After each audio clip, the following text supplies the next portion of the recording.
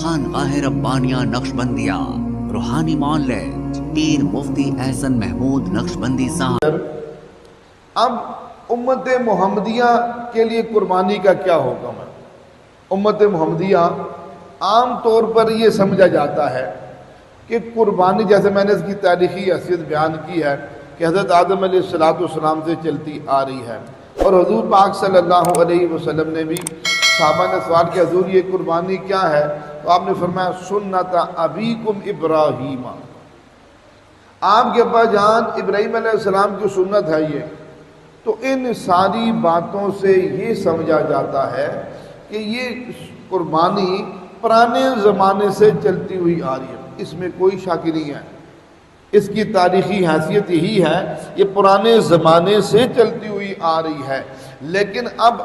امت محمدیہ صلی اللہ علیہ وسلم میں قربانی کا حکم اللہ نے یوں دیا، قرآن میں اعلان فرمایا فَصَلِّ لِرَبِّكَ وَانْحَرْ، اے میرے نبی جی نماز بھی پڑھیے اور قربانی بھی دیجیے۔ اب وَانْحَرْ یہ امر کا صیغہ ہے، امر وجوب کے لیے ہوتا ہے، یعنی حکم ہے آپ قربانی کریں۔ تو اب جب امر آ گیا، حکم آ گیا اللہ کی طرف سے، تو اللہ پاک نے حضور پاک صلی اللہ علیہ وسلم کی وساطت سے تا قیامت آنے والی انسانیت کے لیے اس قربانی کے امر کو واجب قرار دے دیا، ضروری قرار دے دیا۔ تو اب قرآن کے اعتبار سے اس کی حیثیت ہمیں ہمارے سامنے آگے قربانی کی کہ امت محمدیہ صلی اللہ علیہ وسلم کے لیے قربانی کرنا واجب کی حیثیت رکھتا ہے، ضروری کی حیثیت رکھتا ہے، نہ صرف ہمیں ہلکا سمجھنا چاہیے۔ ہم عام طور پر لوگ اس کو ہلکا سمجھ لیتے ہیں، اور جی ابراہیم علیہ السلام کی سنت ہے، ابراہیم علیہ السلام کی سنت ہے، یہ کیا کر دیا جی، ایک سلسلہ چلتا آ رہا ہے۔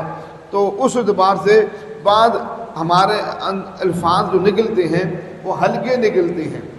تو ہلکے الفاظ نہیں نکالنے، بلکہ ہمارے اندر اس کی اہمیت اور عظمت ہونی چاہیے کہ یہ قربانی کرنے کا جو حکم ہے، اللہ پاک نے دیگر اقوام کی طرح، دیگر امتوں کی طرح رحمت کائنات صلی اللہ علیہ وسلم کو اللہ پاک کی ذات نے خاص حکم، اسپیشل حکم، خاص طور پر اس امت محمدیہ صلی اللہ علیہ وسلم کے لیے قربانی کو اللہ نے واجب قرار دیا ہے۔